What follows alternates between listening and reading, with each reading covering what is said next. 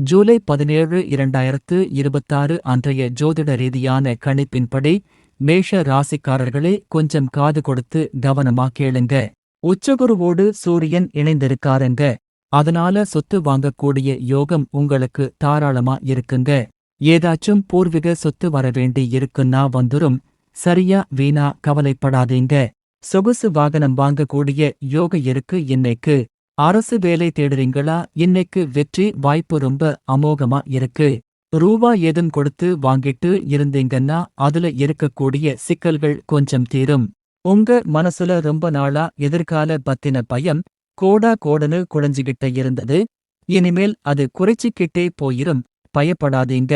அரசு சார்ந்த ஒப்பந்தங்கள் ஏதாவது எடுத்து இருந்தீங்கன்னா பெரிய வெற்றி கிடைச்சிடுங்க.